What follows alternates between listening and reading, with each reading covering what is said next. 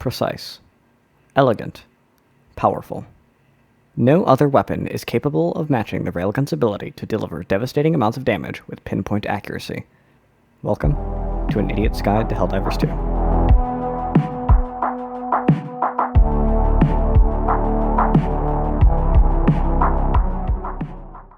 Before we get into today's video, this series is sponsored by 1G ServerHost, a top-of-the-line server hosting platform running on the best hardware available.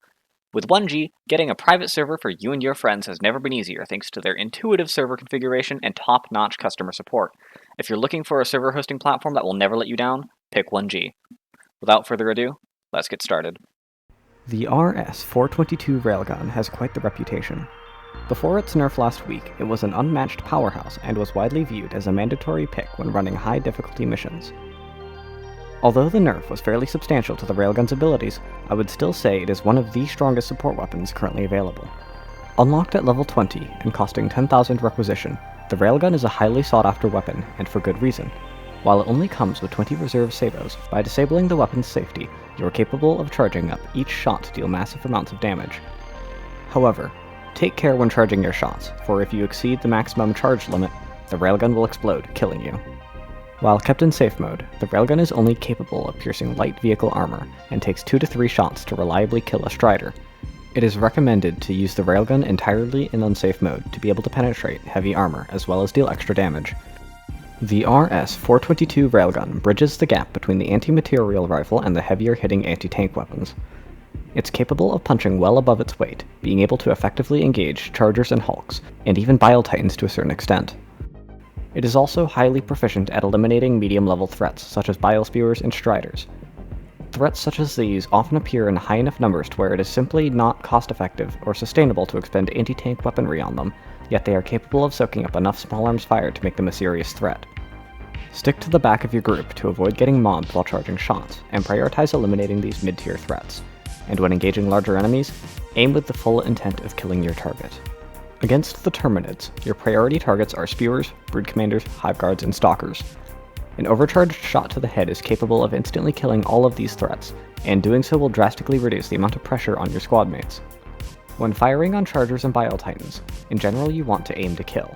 Although the pre-nerf Railgun was capable of stripping the leg armor off of chargers, leaving them vulnerable to small arms fire, the current Railgun shouldn't be used for this purpose.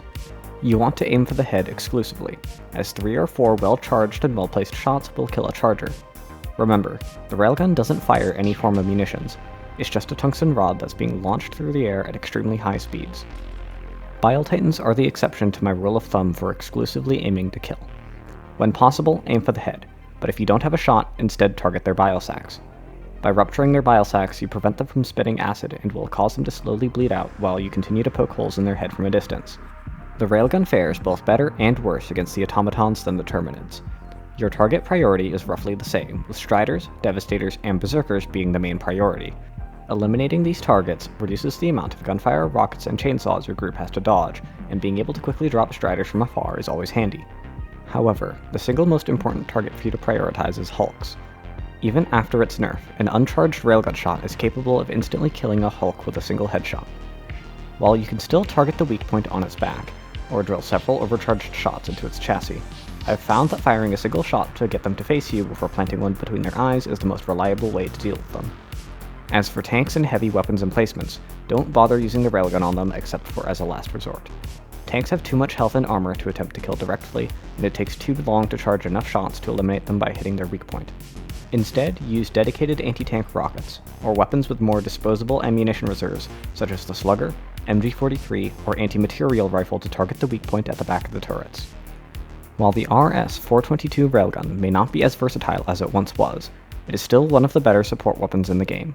So long as you charge your shots well and aim them right, the Railgun will continue to live up to its former glory with no issues at all. Hey, thanks for watching. I now have a Patreon, so please consider supporting me there, which will allow me to focus entirely on making new videos.